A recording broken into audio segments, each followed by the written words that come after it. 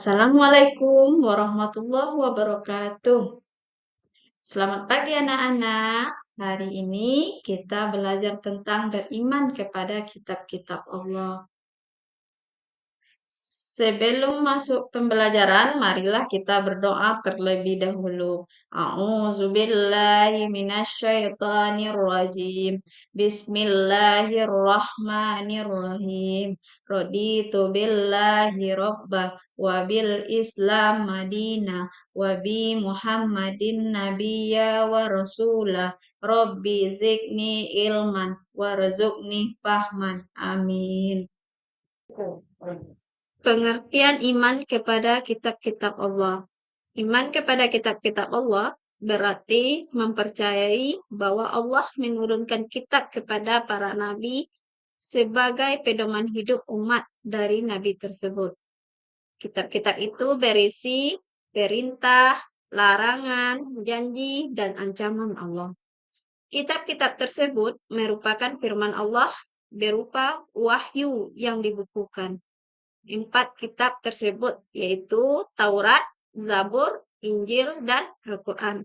Di samping kitab-kitab tersebut, sebenarnya wahyu Allah juga ada berupa sifat-sifat, lembaran yang bertulisan firman Allah yang diturunkan kepada Nabi dan Rasul. Kitab-kitab Allah Subhanahu wa Ta'ala yang wajib kita imani, yang pertama Taurat.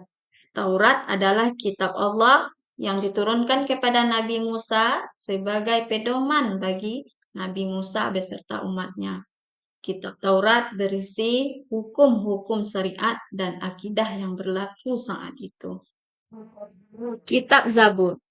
Zabur adalah kitab Allah yang diturunkan kepada Nabi Daud sebagai pedoman hidup Nabi Daud dan umatnya.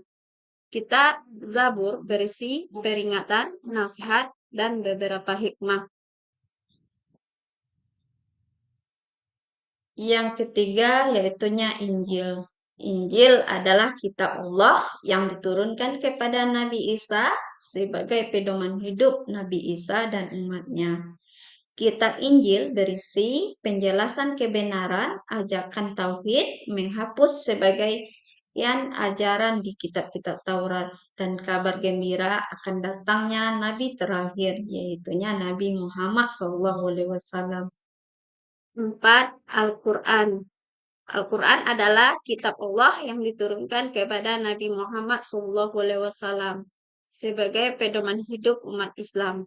Al-Quran merupakan kitab terakhir yang diturunkan Allah untuk menghapus kitab-kitab terdahulu beserta ajarannya.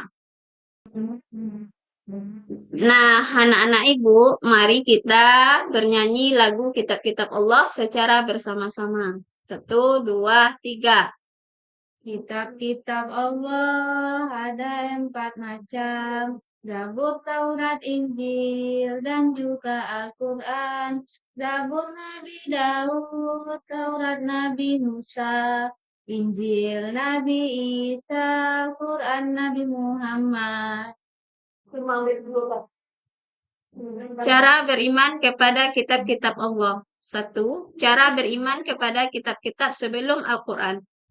Kita harus yakin bahwa Allah menurunkan kitab suci kepada para nabi dan rasul sebelum Nabi Muhammad.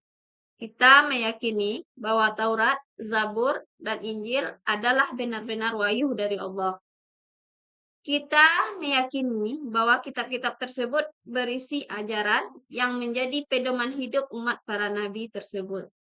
Kita meyakini bahwa ajaran yang terkandung dalam kitab-kitab terdahulu itu hanya berlaku untuk umat di masa lampau. Ajaran kitab-kitab terdahulu tidak berlaku bagi umat Islam kecuali termuat lagi di dalam Al-Quran. 2. Cara beriman kepada kitab suci Al-Quran. Kita meyakini bahwa Al-Quran itu benar-benar wahyu Allah yang diturunkan kepada Nabi Muhammad SAW. Kita yakin bahwa Al-Quran adalah kitab suci yang menjadi pedoman hidup untuk umat Islam. Kita yakin kebenaran isi Al-Quran tanpa ada keraguan sedikit pun.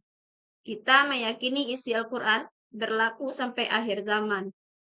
Kita harus membaca, mempelajari, memahami, dan menghayati isi kandungan Al-Quran. Meyakini bahwa membaca, mempelajari, memahami, menghayati, dan mengamalkan Al-Quran merupakan ibadah kepada Allah. Dan kita harus mengamalkan ajaran Al-Quran dalam kehidupan sehari-hari. Ciri-ciri orang beriman kepada kitab-kitab Allah. Selalu berpedoman pada nilai-nilai ajaran kitab sucinya. Menjalankan perintah dan menjauhi larangan yang terdapat dalam kitab-kitab Allah.